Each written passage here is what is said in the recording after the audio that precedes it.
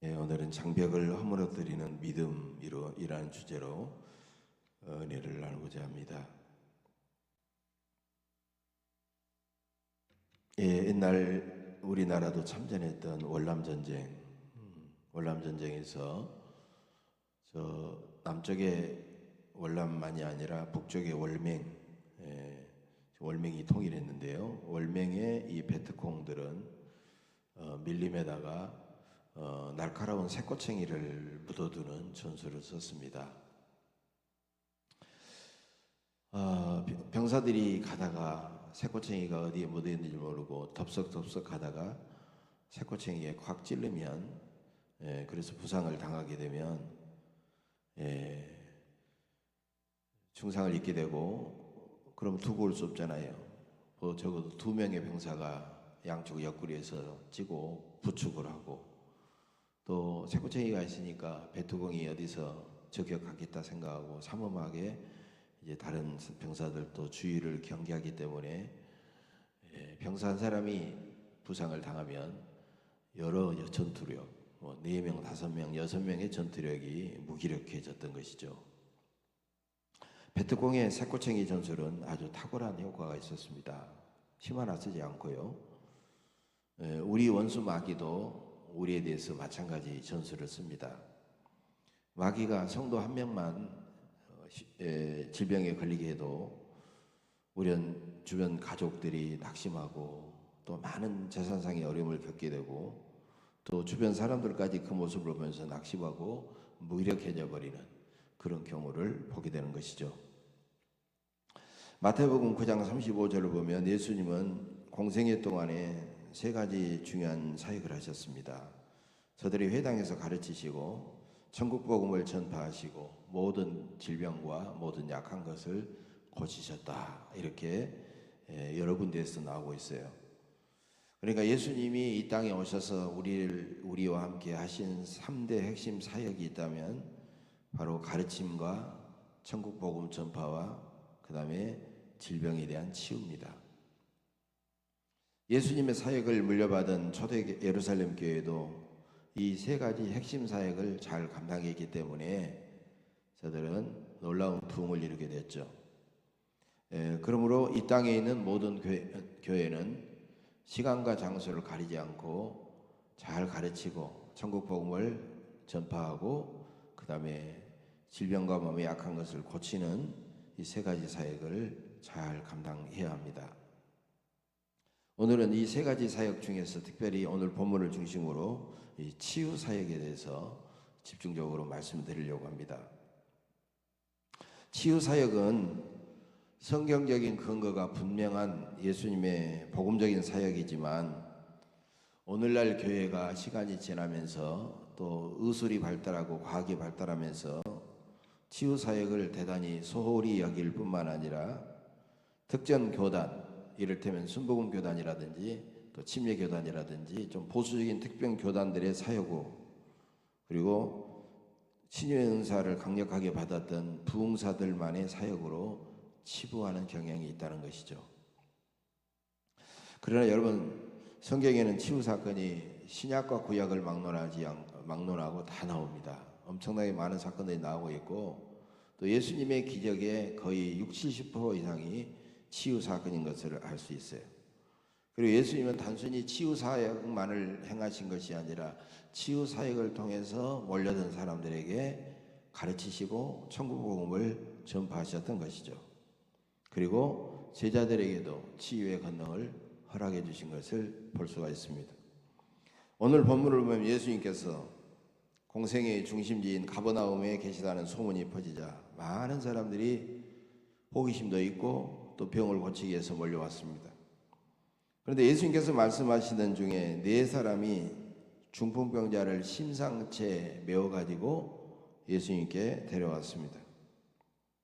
4사람은 수많은 무리들이 있었기 때문에, 여러분, 질병에 걸린 사람이 갈급하지 않는 사람이 누가 있겠고 급하지 않는 사람이 누가 있겠습니까? 그러니까 길을 비켜주지 않으니까 하는 수 없이 그 집에 옥상으로 올라가 가지고 지붕을 뜯어 가지고 4명이 중풍병자가 누워있는 침상을 예수님 앞으로 이렇게 달아내렸어요. 예수님은 정말 끝까지 포기하지 않는 그들의 열정과 그들의 믿음과 열정을 보시고 중풍병자에게 이렇게 말씀하셨습니다. 작은 자야, 내 제사함을 받았느니라. 그러다 이 말을 듣고 그곳에 있던 어떤 서기관들이 생각을 합니다. 이 사람이 어찌 이렇게 말하는가? 신성모독이로다. 하나님 한 분 외에 누가 능히 죄를 사하겠느냐? 예수님은 우리 인간의 마음속을 꿰뚫어 보시기 때문에 그들의 생각을 다 하셨죠. 그러면서 그렇게 그들에게 다시 물었습니다. 너희들은 중풍병자에게 내 죄사함을 받았느니라 하는 말과 일어나 내 상을 가지고 걸어가라 하는 이 두 가지 말 중에서 어느 것이 쉽겠느냐? 그러나 인자가 땅에서 죄를 사하는 권세가 있는 줄을 너희로 알게 하려 하노라.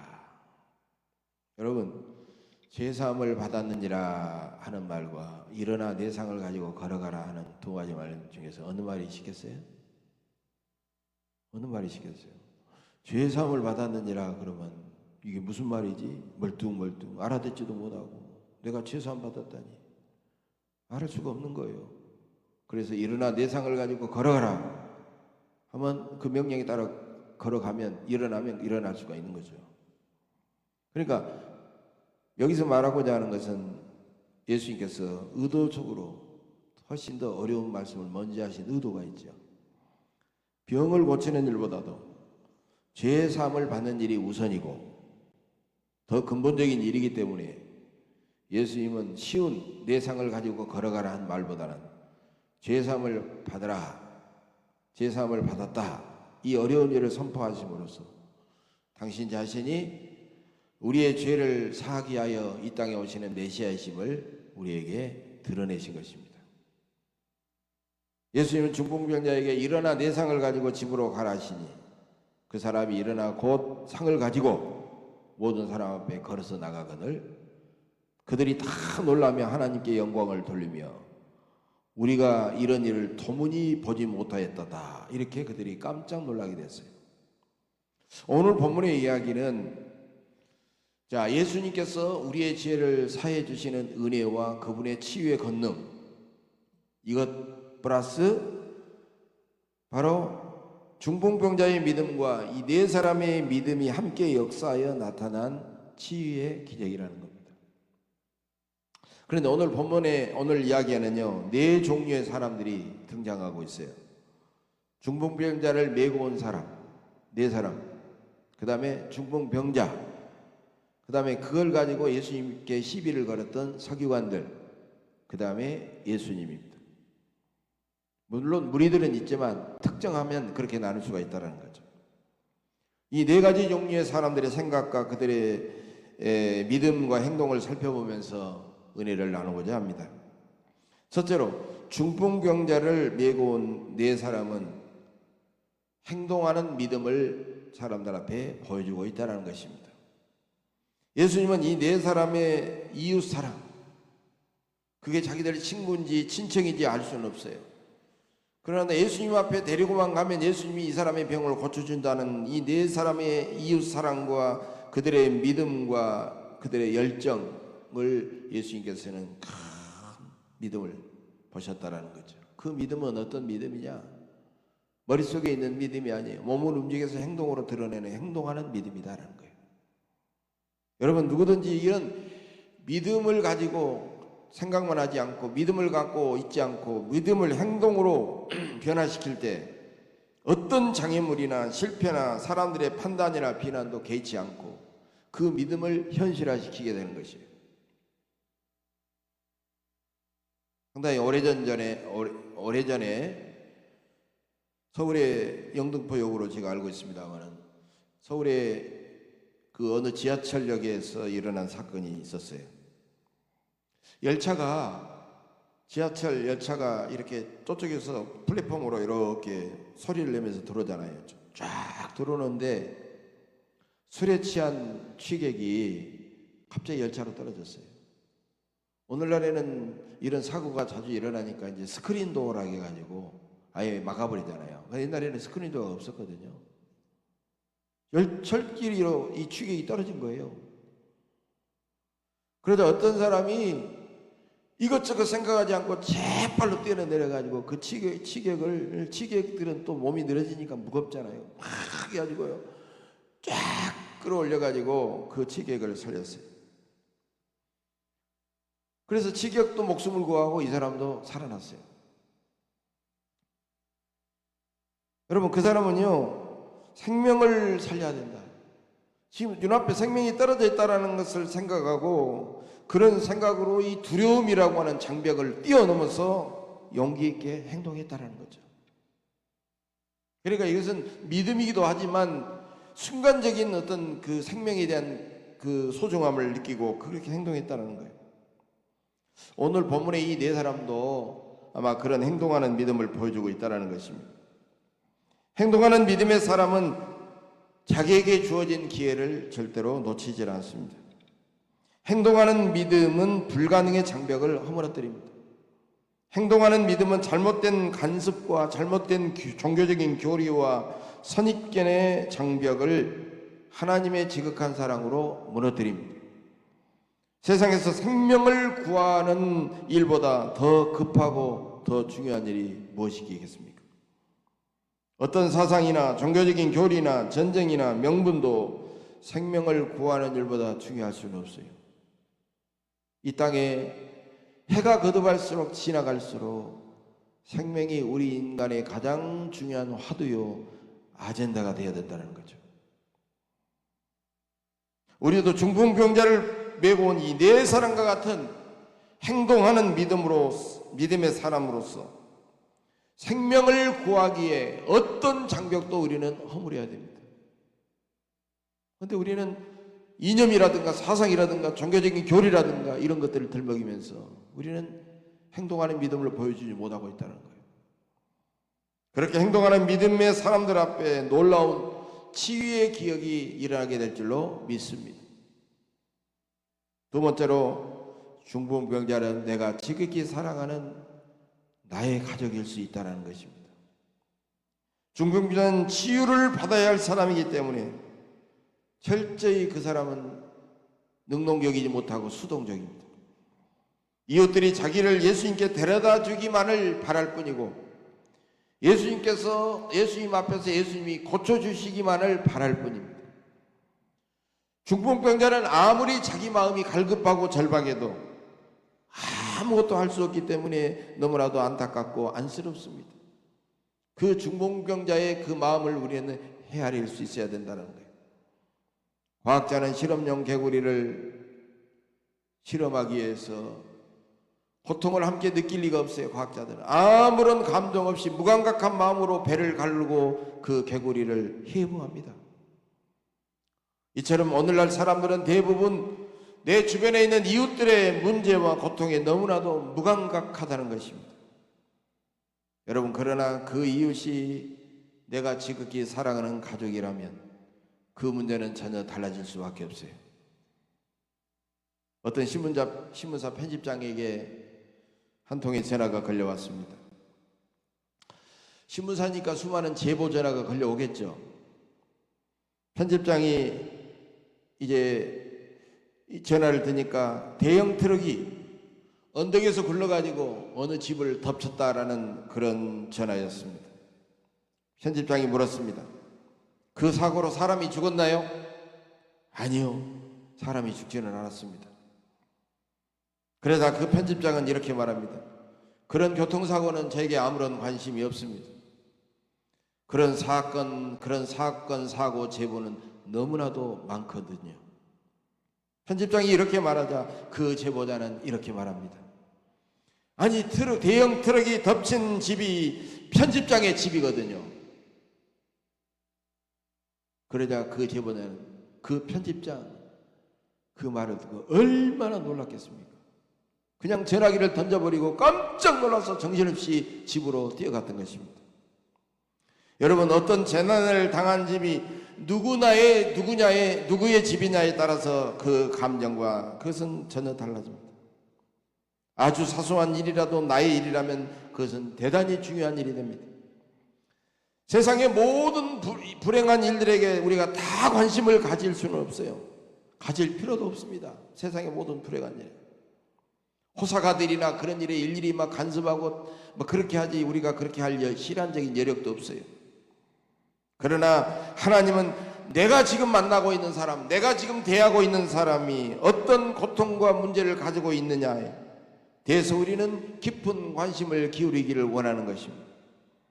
잘못된 편견과 냉정한 감정의 장벽을 허물어 우리는 그들을 위해서 기도하고 그들을 예수님께 데려오고 그들이 주님의 이름으로 병이 낫도록, 문제가 해결되도록 우리는 끊임없이 기도해야 되는 것입니다. 세 번째로, 서기관들은 남을 쉽게 정죄하는 대단히 무정한 사람들입니다. 서기관들은 남을 사랑하는 것보다는 남의 잘못과 남의 허물을 쉽게 비난하고 정죄하면서 자기의 존재감을 드러내는 사람들이었습니다. 아니, 저 사람이 왜 중풍병에 걸렸을까? 아마 죄가 많아서 벌을 받은 거야. 그러면 하나님께 회개하고 제사를 드려야지. 여기는 왜 왔을까? 저 몸으로. 아무리 다급해도 그렇지 순서가 있지. 어떻게 남의 집 지붕까지 뜯어내고 저 사람을 달아내릴 수가 있어? 선한 일도 정도가 있고 때와 장소를 잘 가려야지. 바로 이것이 중풍병자와 그 네 사람을 메고 온 사람들을 판단하는 서기관들의 자세라고 하는 거예요. 그렇기 때문에 예수님께서 중풍병자에게 하시는 그 말씀을 가지고 그들은 트집을 잡고 시비를 벌였던 것입니다. 지금도 수많은 사람들에게는 서기관들과 같은 교만과 불신앙과 무정함이 있는 것이에요. 죄사함의 은혜는 알아도 죄사함의 그 은혜를 믿거나 결코 선포하지를 않습니다. 병 고치는 권능은 믿어도 병이 실제로 고쳐지는 기적은 선포하지 않습니다. 기적은 선포해도 그 사람의 병이 실제로 나을지 확신이 서지 않기 때문입니다. 서기관들은 자기 생각과는 다른 결과를 기대하는 사람들의 반응이 대단히 두렵습니다. 그러나 우리가 믿고 기도하고 선포한 후의 결과는 나에게 달려있는 것이 아니라 오직 하나님께 달려있는 것입니다. 우리는 네 사람처럼 중풍병자를 예수님께로 데려가야 합니다. 누군가의 치유를 위한 사람들의 기도와 선포는 모두 다 예수님께 데려가는 행동인 것입니다. 병 고치는 신유의 은사는 특정한 사람과 특정한 교단과 특정한 부흥사들만의 전유물이 아닙니다. 언제 누가 어디서 무엇을 하든지 하나님께서 자기의 영광과 우리의 행복을 위해서 주신 거룩한 주님의 선물입니다. 주님의 은사예요. 우리가 그것을 믿고 감사하면서 구원과 신유의 은혜를 항상 체험하시기를 간절히 바랍니다. 저 서기관들 같은 비난과 정죄의 장벽을 허물어뜨리시고 하나님이 주신 남의 생명을 더 뜨겁게 사랑하시면서 끊임없이 그들을 예수님께 데려가시기를 간절히 바랍니다. 네 번째로 예수님은 인간의 모든 장벽을 허물어뜨리시고 중풍병자를 사랑으로 구원하시고 치유하셨습니다. 예수님은 서기관들의 잘못된 생각과 종교적인 관습의 장벽을 허물어뜨리셨습니다. 또한 내 죄 때문에 중풍병에 걸렸노라라고 비난하지도 정죄하지도 않았습니다. 그리고 예수님은 중풍병자에게 내 죄사함을 받았는지라 하신 다음에 일어나 내 상을 가지고 집으로 가라고 그렇게 치유를 선언하셨습니다. 사랑하는 교우 여러분, 예수님은 우리의 죄를 용서하신 구원자이시며 우리의 몸의 모든 질병과 약한 것을 고쳐주시는 치유자이십니다. 이 시간 우리의 온전한 구원자이시며 치유자이신 우리 주님을 온전히 믿으시기를 간절히 바랍니다. 죄사함을 받고 구원받으면 모든 생각과 감정과 행동이 변화되는 것입니다. 죄사함 받은 영혼은 강력한 치유의 은혜를 체험하고 육체의 질병도 치유되는 그런 역사가 나타나게 되는 것입니다. 시편 38편 3절의 말씀입니다. 다윗의 시죠. 주의 진노로 말미암아 내 살에 성한 곳이 없사오며 나의 죄로 말미암아 내 뼈에 평안함이 없나이다. 내 죄악이 내 머리에 넘쳐서 무거운 짐 같으니 내가 감당할 수 없나이다. 다윗은 자신이 죄를 범하고 자신이 하나님께 받은 그런 엄청난 육신의 고통을 경험하면서 자기의 살에 성한 곳이 하나도 없고 뼈도 평안하지 않는다라고 그렇게 고백하고 있어요. 그건 죄악이 머리에 넘쳐서 무거운 짐같이 감당할 수 없기 때문입니다. 그러나 죄사함 받은 기쁨과 감사와 평안을 누리면서 마침내 그의 몸의 질병도 빠르게 치유되는 것입니다. 구원받은 새로운 삶은 치유받은 삶입니다. 치유는 구원받은 상태입니다.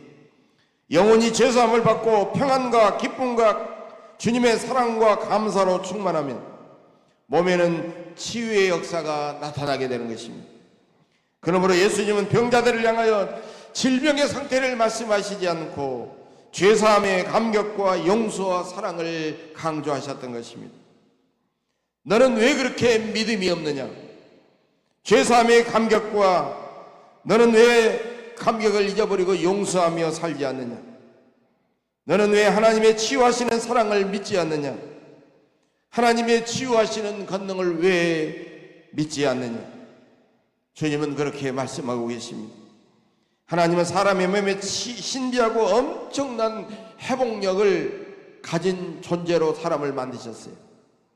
탄력 회복성이 있고 회복력을 가진 존재로 만드셨다는 거예요. 어떤 질병도 엄청난 회복력으로 다시 치유되고 회복되는 경우를 볼 수 있습니다. 그래서 똑같은 질병이라도 어떤 사람은 빠르게 회복이 되고 어떤 사람은 더 악화되어서 죽는 경우를 보게 되는 것입니다. 치유와 회복의 핵심은 뭘까요? 치유와 회복의 핵심은 잘 흐르게 하는 것입니다. 잘 흘러가게 하는 것입니다. 기도로서 나의 내면의 상처를 밖으로 흘러가도록 우리는 해야 합니다. 회개의 눈물을 끊임없이 주님 앞에 흘러 보내야 합니다. 내 영혼의 기쁨의 주파수를 이웃에게 끊임없이 흘러 보내야 합니다. 내가 가진 사랑의 생수를 이웃에게 흘러 보내야 합니다. 내 몸속에 맑은 피가 계속해서 몸속에 흘러 넘치도록 해야 됩니다. 이제부터 서기관들처럼 부정적인 생각을 버리고 예수님의 이름으로 죄 사함과 함께 질병의 치유도 담대하게 선포하시길 바랍니다. 내 죄 사함을 받았느니라. 내가 병에서 나음을 입을지어다. 여러분 이렇게 담대하게 선포하시기를 바랍니다. 실제로 그런 생각이 머릿속에 머무르지 말고 내 입술의 말로 선포해야만이 하나님의 권능에 대한 믿음이 생기고 치유의 권능이 병자에게 그대로 임하실 줄로 믿습니다. 예수님을 믿고 말로 담대하게 선포할 때 반드시 진정한 죄의 용서와 치유의 기적이 일어날 줄로 믿습니다. 예수님께서 선포하신 말씀의 은혜와 기도의 능력을 굳게 믿으시기를 바랍니다. 지금 이 시간 우리 예수님의 용서와 치유를 믿으시기를 바랍니다. 이제 이 시간 예수님께서 성령으로 여러분과 함께 하십니다. 이 시간 제 입술로 선포하신 예수님의 말씀의 능력이 여러분에게는 죄사함과 치유로 드러나기를 간절히 원합니다. 제가 이제 선포하겠습니다. 이제 여러분은 제가 선포하면 선포 끝에 찌어다 다음에 아멘으로 응답하시기를 바랍니다. 남을 시기 질투하고 용서하지 못하는 못된 심령은 치유될지어다. 지식과 재물과 힘과 믿음의 연조로 인한 교만은 치유될지어다. 불의인 줄 알고 세상과 타협했던 비겁함과 나약함은 치유될지어다. 오직 돈과 명예밖에 모르는 무서운 탐욕은 치유될지어다. 자기는 성찰하지 않으면서 남의 허물과 남의 티는 비판하고 정죄하는 교만과 거짓과 위선은 치유될지어다. 자신도 모르게 퍼지는 몸의 모든 암병은 치유될지어다. 갑상생암, 폐암, 위암, 간암, 자궁암, 유방암 등 모든 왕은 물러갈지어다. 관절염에서 치유될지어다. 신부전증에서 치유될지어다. 고혈압, 당뇨병에서 치유될지어다. 50견에서 치유될지어다. 소화불량, 편두통, 불면증에서 치유될지어다. 공황장애, 우울증에서 치유될지어다. 모든 질병은 온전히 치유될지어다. 여러분께서 이제 온전히 아멘 하셨으니 여러분의 모든 몸의 약함과 질병은 깨끗이 치유된 줄로 믿습니다. 주님의 치유해 주시는 주님께 감사와 영광의 박수 올리시기를 바랍니다. 이제 우리 주님의 사랑과 치유하시는 능력을 믿고 날마다 입술로 입을 열어 선포해서 치유함을 받으시고 그래서 날마다 더 강건하고 행복하게 살아가시면서 하나님께 영광 돌리시기를 주님의 이름으로 간절히 축복합니다. 기도하겠습니다. 전능하신